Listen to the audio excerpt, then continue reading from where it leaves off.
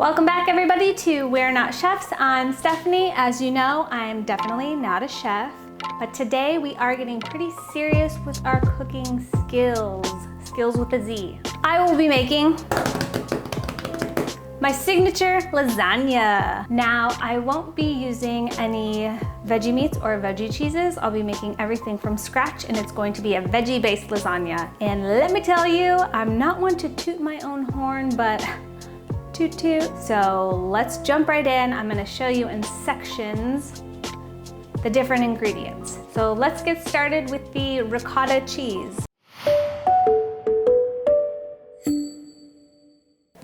All right, here I have 1 block of firm tofu. I squeezed all the water out of it.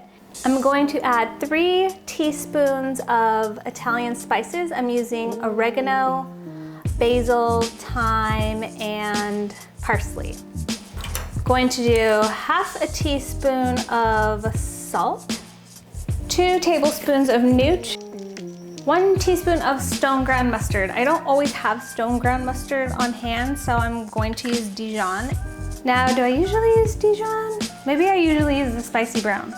Okay, we got the mustard, and I'm going to add 1 tablespoon of lemon juice. This seriously adds the best texture and flavor to the lasagna. This is one of my favorite parts of the lasagna. Okay, I'm just going to set this aside for now, and then we're going to start building the lasagna. Let me show you the veggies that I have pre-made here. In a pan, I just sliced the veggies. I didn't use any oil or anything. I added the mushrooms, I added some sliced carrots and zucchini, and then I just added some salt and more Italian spices and a little bit of pepper.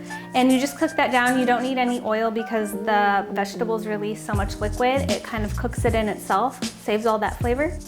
I usually use these no-boil noodles. I found these at Whole Foods. I'm not sure what other brands and types there are out there. I know there are a lot of noodles that don't have any egg or anything in them, so just double check the package that your noodles don't have egg or any dairy. I don't think they would have dairy. But if you can't find no-boil noodles, you might have to boil the noodles ahead of time, which I only have 8 sheets of this, so I did actually have to use another package of noodles I had, and those were boil. So I had to boil these for 4 minutes, and then they'll cook the rest of the way in the lasagna.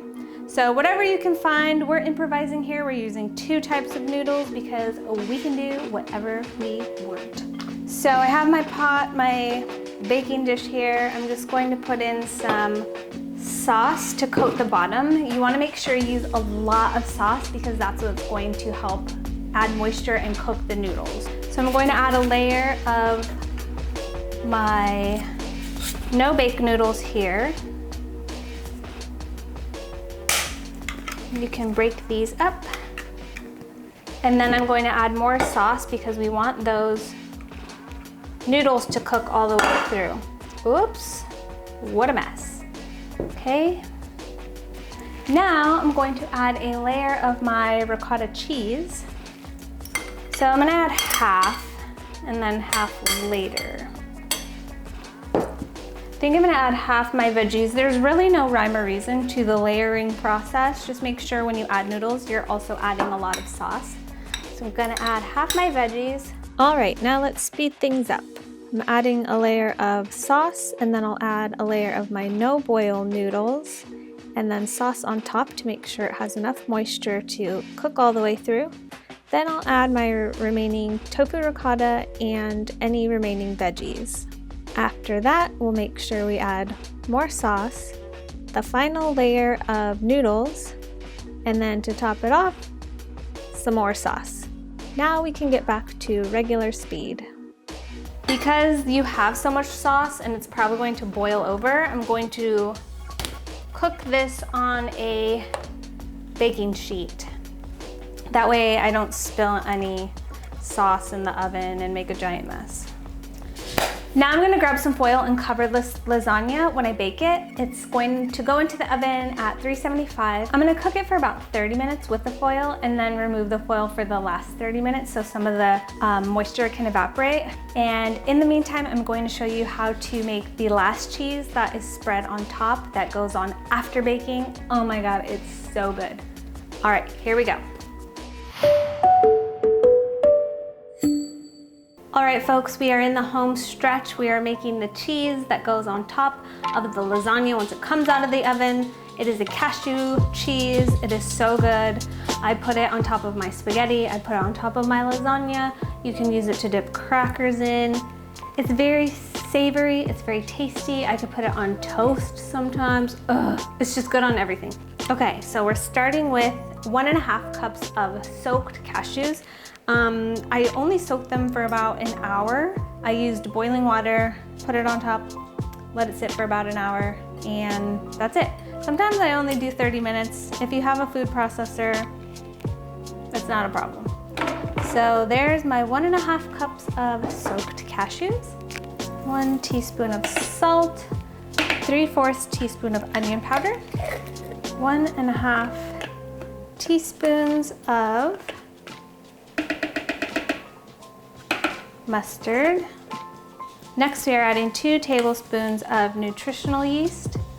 I'm adding 2 cloves of garlic, and this is going to be raw. We're not going to cook this cheese, so I would not double the garlic if that's something you normally do in recipes like I do. A little bit of pepper,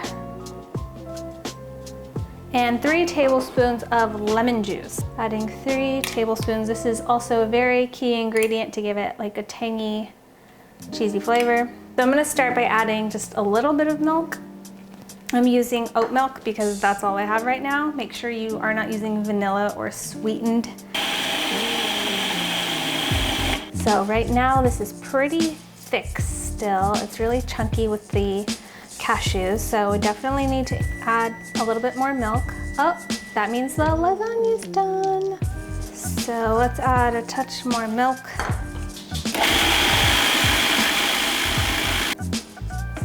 All right, this looks like a pretty good consistency. And here we have our finished lasagna, fresh out of the oven. Everything looks cooked to me. This is a really hearty meal. It is veg packed. You have lots of protein with all the nuts and the tofu, and you can accompany it with a side salad if you like. Please don't forget to subscribe and leave a comment if you try this recipe out. I guarantee you will love it, and we'll see you next week. Bye.